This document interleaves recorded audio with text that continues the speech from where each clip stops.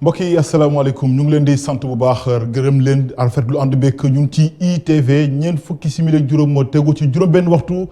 bi simili leen ci xabaaru marax yi la ca gën a fës juróom-benn bakkanu doomu aadama noo daal di rot am kenn ku ci ami gaañu gaañu ginnaaw l'accident bi ñu nemmeeku ca Kalayaan ma nga ca bët Saalum réew mi ca Sigicoor benn 7 places ak benn camion ñoo daal di mbëkkante ba bakkan yooyu kon daal di ci rot daan ci dikk nu mu gën a yaatoo ci biir xabaar yi. liggéeykatu AFTU di nekk ci wàllu dem beeg dëkk bi ci tataay danoo mer ba futtu jëmale nag seen njiit yi nee nañu nag du contrat boo xamante ne ni am nañu ko sereel gi tamit waxi noppi leneen loo xamante ne ni seen sàkku teef la mooy nekkin gu ñoŋ seen baat dina jib ci biir xabaar yi bu ci la àndee nee nañ nag dañuy takk kon ay morceau yu xonk ni ki tey jëmale kon fii ak benn ay bés ngir am njàmbat ci saafara kon li nga xamante ne ni ñoo daal di teru seen ba kaw ay panneau publicitaire kon daanaka di jàllaaj ñoo ci xàll ndakaaru yi rawatina ci Corniche Ouest loolee nag seetlu gi ak li tiddal askan wi mooy ni ci téeméer yi fukk kott kon moo ci tegu ci yoon ci loo xamante ne kon njiital bokk moomeel ba yëg na ko ay leeral ci biir xabaar yi bu ci laandee kon mbokk yi loolee moo gën a fës ci xëtub xabaar yi nes ki ñu ngi ciy faram fàccee.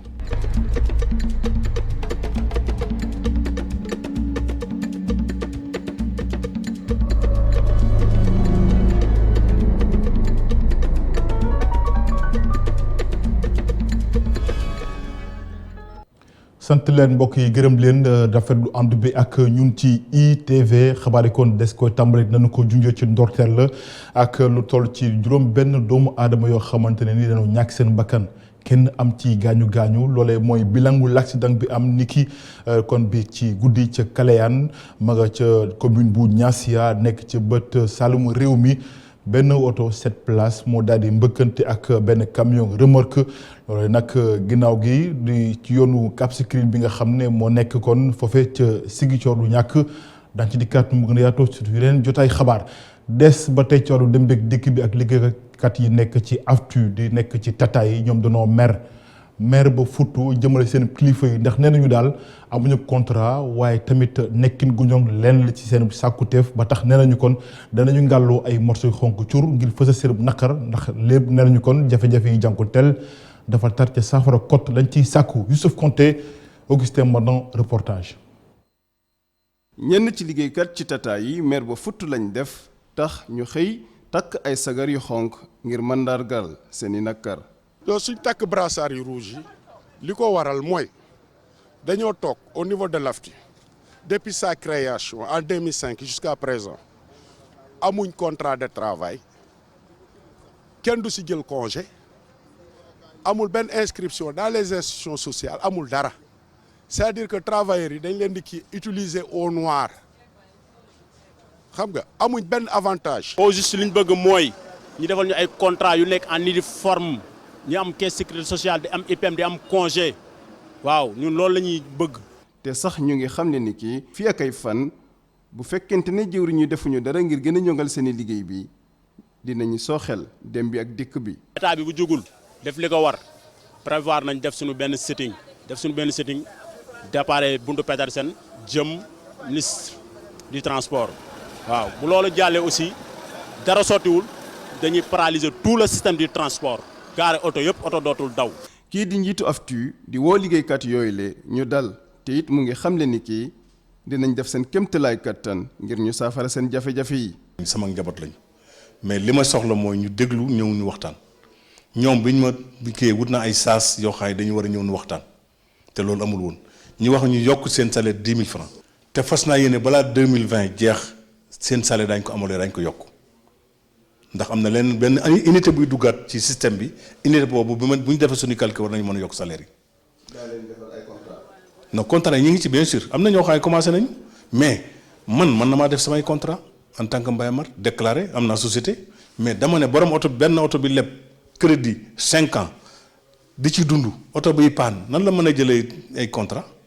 buñ ko mënee na état ñëw jàppale ma contrat yi boo ñu ma ko yoon wu état ñëwul ne ma yoon wi moo gën a gaaw rek d'accord naa ci. ci fàttali du liggéeykat AFTU yëpp nag ñoo bokk ci mouvement bi. Youssouf Konté di ko gërëm maa ngi léegi ko doon junj ci ndorteelu xabaar yi mooy ay panneau publicitaire daanaka mooy jàllaa ñëw ci xalu ndakaaru yi foo sànni sab gët gis ko fa waaye nag la ca tey xel wu askan wi mooy ni ca téeméer boo jël daanaka fukki code kon ñoo méngook yoon kon loolee la jiital bokk mooy kon ràññee ni code ñoo tegu ci yoon Matar Nguer ñuy teewlu yi leeral ak Bara Sow ma fal boo amee seetlu di doxantu ndakaaru diñ ci bàyyi xel tableau yi ñuy publicité bëri na lool ci mbedd mi moom daal mel na ni ay saxayaay ci wetu tali bi moonte day comme liggéey boo gis publicité am na yoon fii ci Sénégal moom kay danga naan code bi ko tëral moo yàgg ndax bi ci mujj 1983 la moo tax Ousseynou Dieng mi nekk ci ministère de la communication xamle na ni ñoom ñi seq liggéey bi ñoo ngi tëggaat beneen code de la publicité ngir mën a joyanti liggéey bi. li jëm ci publicité nag ministère bi mi ngi assurer tutelle bi en rapport avec d'autres acteurs institutionnels yu ci mel ni CNRA du Conseil national de régulation de l'audiovisuel ak kii nga xam ni mooy ministère en charge du commerce lu jëm ci lépp luy réglementation concurrence et cetera mais surtout bu leen fàttali aussi ak ministère de la santé et de l'action sociale. maintenant acteurs yooyu yëpp actuellement ñi ngi liggéey maanaam pour daal di taxawal code de la publicité bu bees damay rappeler rek ni code de la publicité bi mujjee am fii ci Sénégal mi ngi am ci 1983 boobu léegi daal ñëpp xam nañu mënatul méngoo ak jamono. bu ñu jëlee misaal ci commune bi di Fann Point E Amitié bëri waayu panneau publicitaire yi bokk na ci li gën a jaaxal jëwriñu commune bi. situation bu catastrophique la parce que tey li xew ñoom ci seen bopp sax régie yi ñiy def publicité sax d'accord nañu ne li xew jaaduwul parce que publicité dafa am norme dafa am distance yu ñu war a respecter dafa am panneau bi ci boppam dafa am yu mu war a toll mais comme que nit ñi dañu nekk ci benn association waaye laayantewuñu seen biir ku nekk day jéem a xaj moroomam. tableau yi ngeen di gis ci pàcc corniche bi soxal commune am daanaka li fi nekk ci tableau lépp fukk boo ci jël benn ba la ci may ndigal boroom ngir mu teg ko fi. corniche bi li fa xew jaaduwul li am corniche au moins mat na téeméeri panneau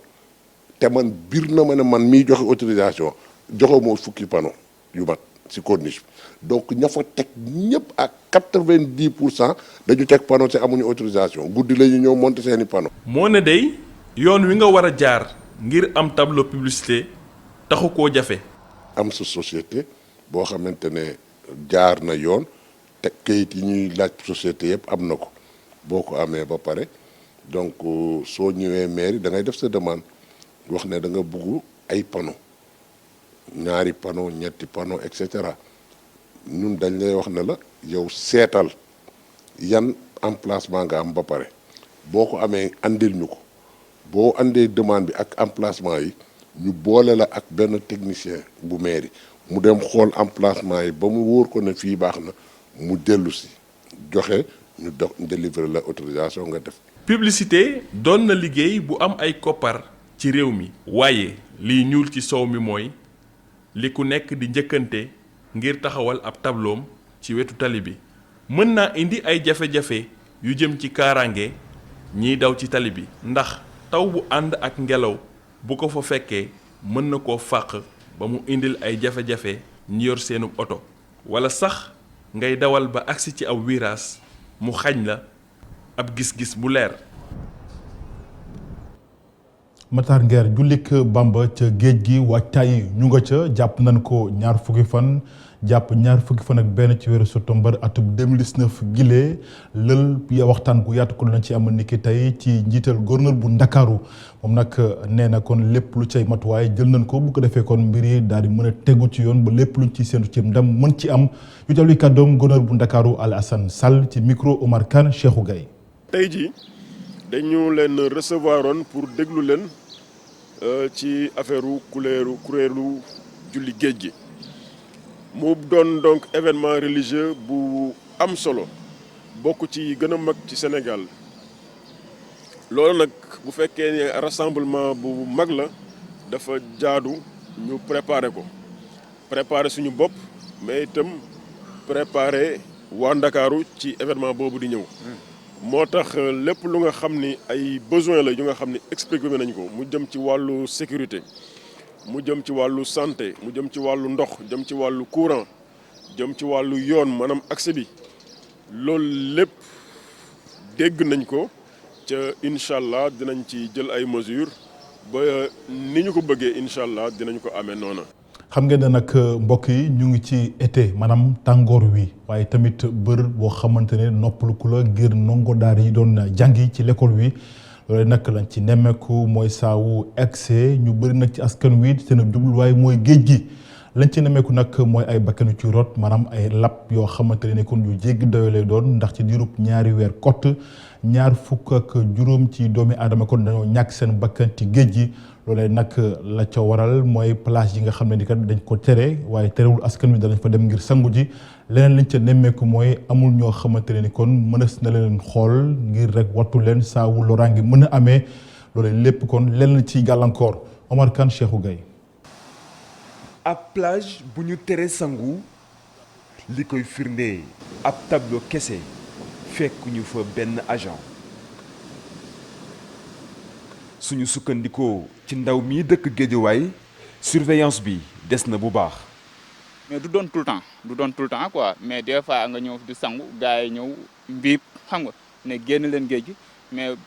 boo gisee gars yi dañuy wane ginnaaw tuuti rek après gars yi dañ fiy ñëw parce que dañ fiy nekk ba benn heure dañ fi nekk ba ay 22 heures gars yi ñuy nekk si géej gi di sangu ba 22 heures vraiment dañ fi nekk ba 22 heures mais fu timis jotee da ngay gis gars yi ñëw ne génn leen géej gi dàq ñu.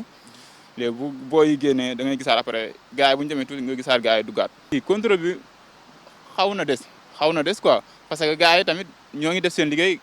mais nekkul tout le temps quoi vraiment nekkul tout le temps la ñuy ñëw di contrôler wax dëgg fa yàlla.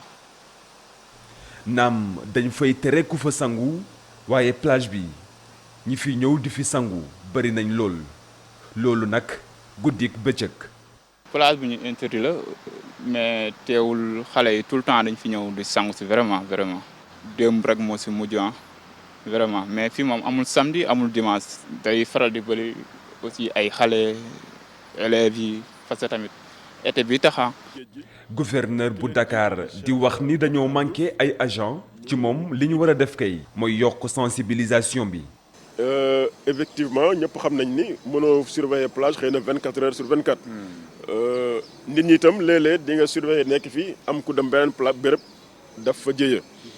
mais déjà renforcer nañ suñu présence au niveau des plages li ci des nag mooy yéen wàllu presse bi ngeen gën ñu dimbali ci communication bi. 25 nit ñoo làpp foofu ci plage bu Guédiawaye ci diiru ñaari weer muy loo xam ni mënoon na ñàkk su fekkee ni nit ñi ñu ngi doon respecté tere yi ak itam ñu renforcer sécurité yi. dem ba ca banlieue bu Ndakaaru foofee nag njëgub suukar bu mokk bi dafa yokk 5 dërëm lañ ci daal di yokk loolee nag moo futu xolu jëwriñ gu ñu dénk wàllub jënd beeg njaay mi maanaam moom mooy chef de service régional bu jënd beeg njaay mi ci Ndakaaru di Omar Diallo jàpp ne nag loolee ña ko def teguñ ci yoon maanaam dañoo wàcc yoon ba noppi lañ ci bëgg rek moo ñu daal ci indi kon jubbanti bu ko defee lépp kon mën a tegu ci yoon ñu teewlu kàddoom moom Omar Diallo ci micro suñu naataango yu iRadio. am na ay commerçant yoo xam ne ni dañuy profité ci situation bi xew ni pour yokk suukar bi. yokk boobu nag effectivement dana àgg 5 dërëm mais du yokk boo xam ne ni état bi moo ko autorisé. li ko waral nag mooy que ni ki nga xam ne ni moom mooy jox suukar bi Sénégalais yi actuellement nii muy compagnie sucrière dafa changer système de livraison ak système bi nga xam ne ni moom lay defee facturation bi. bu njëkk dañ daan dem ba Richard Toll facturé jënd foofu enlevé suukar bi indi ko mais depuis une semaine ñoom dañoo jël lépp indiwaat ko fii Dakar ce qui fait que comme commerçant yi defoon seen commande ak yooyu dañoo mujj obligé ñoom i tamit organiser waat pour mën a ñëw fii jël si waat suukar bi loolu moo indi lenteur yi ñu ngi lëkkaloo ak ñoom pour ñu nga xam ne ni ñu yombalal ñi nga xam ne ni ñoom ñoo def seen commande ñu rapidement ñu mën a jot ci commande yi fii ci Dakar. Deuxièmement ñu yokk maanaam capacité de livraison maanaam fu ñu daan joxee fay dugalee 20 camions wala 30 camions ñu dugal fa 50 wala 60 pour que livraison bi mën a gaaw ndax suukar bi mën a àgg ci goxaat yi pour éviter cas spéculation yi nga xam ne ni moom la ñuy dégg. Oumar Diallo ay kàddoom Assane Top moo ko tataan daal di àddu ci Amina Ndiaye Leclerc doom la ci Valdiodio Ndiaye mi nga xam ne moo waxoon kon yëkkatoon ay kàddu loolu yemoon nag ak ñaar fukki fan ak juróom-benn ci weeru août atum 1958 moom nag dafa def ab film boo xamante ne da ci dikkaat waaye tamit ñëwaat ci taxawaayu porteur de pancarte yi nañ ci daal di taxawee loolu lépp nag nee na itam dana amal ab procès waaye nag du bokk ak procès yi ñuy nemmeeku ci tribunal bi loolu lépp nag la daal di bëgg ñu teewli kàddoom Amina Ndiaye Leclerc ci micro Ibrahima Camara. Donc mon père a été condamné tout à fait injustement. sama baay dañ ko tëjoon tëj ko injustement amoon na jamono atum 2000 nguur gi bëggoon na yeesal àtte bi waaye dañu ko mujj fomb. ont renoncé à cela et je me suis dit que faire un documentaire sur ce si la amee xalaat bi def ab film documentaire buy àddu si la taxoon ñu tëj Valdiodio ak Mamadou Dia. Un tribunal avec un déroulement parfait d'un procès officiel. ñu ne ñoom dañoo bëggoon a amal ab coup d'état te loolu amut. C'est-à-dire d'avoir tenté un coup d'état alors qu'ils avaient déjà le pouvoir. daal di àddu ci beneen wàll ak plainte boo xam ne njiital domaine ga woon di Mamadou Mamour Diallo moo ko fas yéene jël teg ko ci njiital Pastef d'Ousmane Sonko loolu nag maître El Hadji Diouf mi avocat am di koy layool moo ko daal di xamle ci jonoom ak taskatu xabaar yi jàpp na ni tamit lépp loo xamante ni kàddu la moom Ousmane Sonko daal di ko yëkkati ci keneen boobee nag laluwul ci dëgg jonoom ak taskatu xabaar yi moom maître El Hadji Diouf Cheikh Sall moo tataan ay kàddoom. mbir mi daal doon la demee 11 milliards yi mu am commission 12% rek moo tax mu accusé Mamour Diallo bëggoon ñu gaaw fay ko te 94 milliards yi génnul mais 94 milliards yi am na arbitrage gouverneur la war ko jox lébu yi joxaguñ leen ko mu bëgg a forcer pour ñu fay ko booba mu jël wàllam muy 11 milliards muy 12% pour mu campagner ko gagné Macky Sall loolu la ci waa ji jublu woon du leneen Mamour Diallo gardewul xaalis du trésorier du fay nan lay détourné loo xam ne gardé wu ko téyewu ko du faykatu xaalis Mamour Diallo dina porter plainte Ousmane Sonko da doon nekk assemblée commission d'enquête bi jeexal liggéeyam commission d'enquête bi déglu na ñëpp muy waa trésor waa impôt lébu yi képp koy xam ne war nga ci xam dara ak ci ministre des finances trésorier bi war a génn xaalis bi ñu ne ko xaalis bi de war nañ koo fay lébu yi waaye pareeguñu kon ki ni am na ku sàcc xaalis bi kooku soskat la kooku yàq na deru nit kon il faut que Mamour Diallo porte plainte.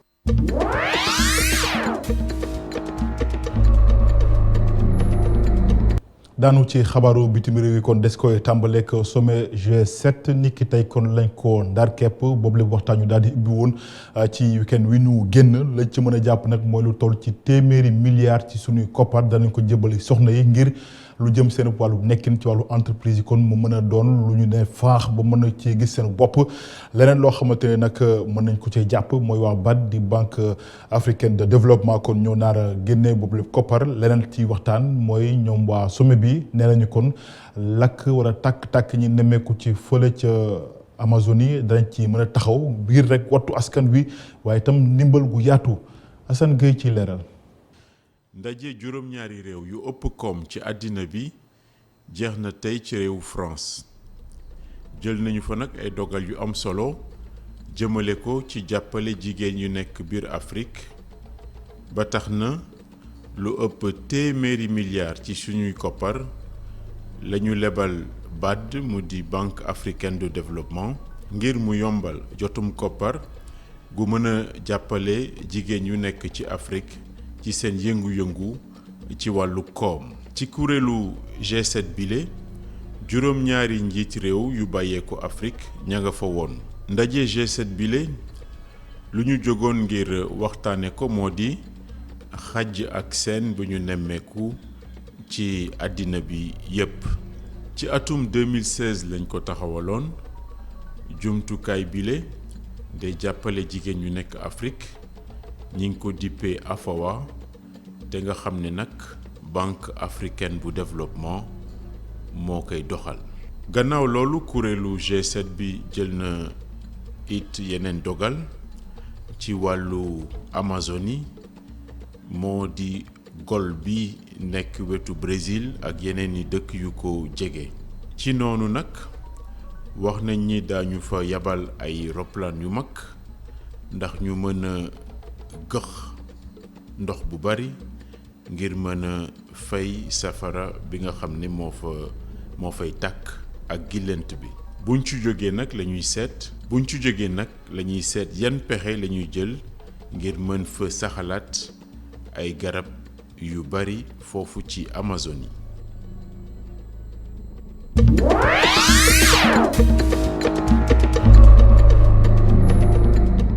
gëstu bi nag tey dañuy yóbbu ca Ndukumaan xam nga ne nag taw bi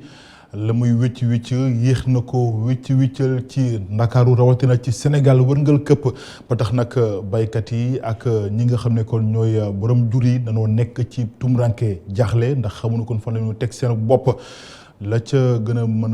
ca mën a tukkee mooy njëgub aliment gi maanaam dunduk jur gi dafa seer lool ba jéggi dayoo te léeg-léeg sax doo ci tegi gët leneen loo xamante ne ni kon seen jafe-jafe la mooy ñi nga xam ne kon ñoom mala yi saa wu nu feebaree ñoo lay daal di faj des nañ koy gës foofee ci diwaan ba Babacar Touré ci leeral. sa diwaanu Kaffrine nawet bu yéex tax na ñax mi yéex a sax lool li la nag doon lu gàllankoor jur gi daanaka ci département bi yépp. jur yi yëpp ñoo tiddoon di ñu ci def suñu matuwaay rek waaye ñun jur yi ñëpp nii lañ meloon xam nga heure bu waroon taw tawul ñàkk amul kontu amul moo tax jur yëpp dañu tëdd gis nga naaw yi mënul jóg dañ ko yëkkati. ci quartier Diamaguène Trao sàmm yi su bari deele ci ay nag.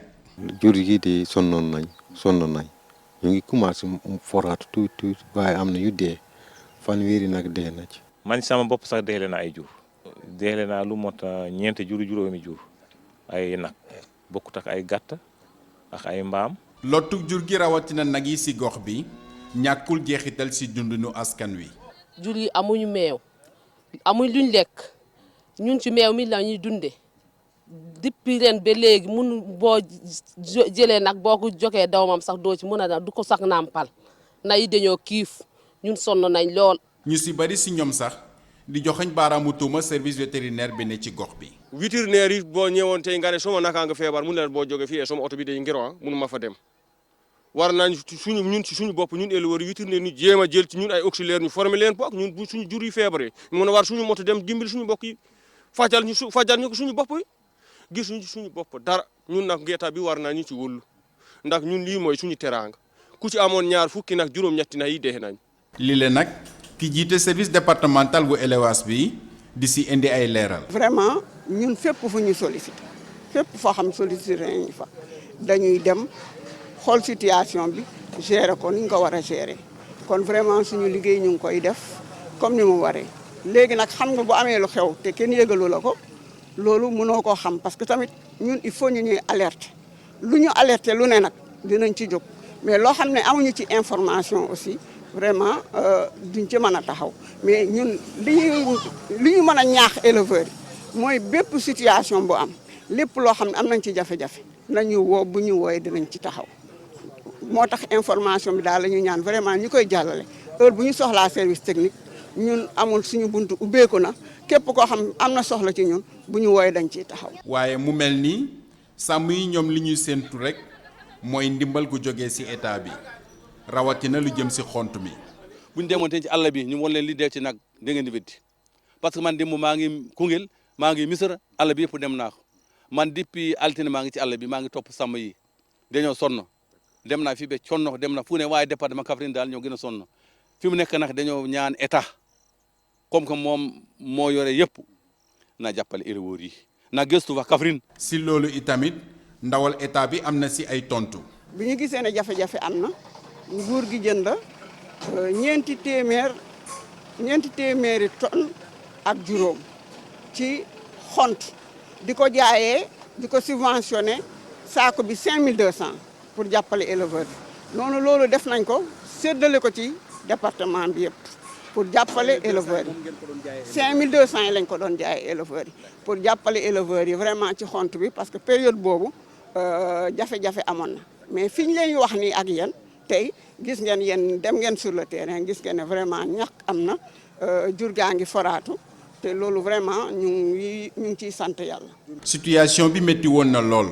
sàmm yu si bari ñàkk nañ si seeni jur waaye taw bi mi ngi wàcc bu baax ñax mi sax na jur gaa ngi commencé foraatu waaye sàmm yaa ngi wéy di sàkku ndimbal si kilifa yi.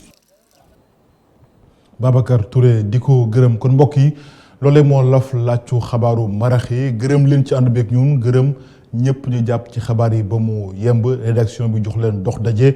juróom-ñaari waxtu bu tegalee ñeent fukki simili ak juróom ci kàllaama tubaab ak Khalifa Diakhaté fii ak boobu ngeen woy di ànd ak suñuy programme ci ITV ndax mbir ngi ci jërë ngeen jëf.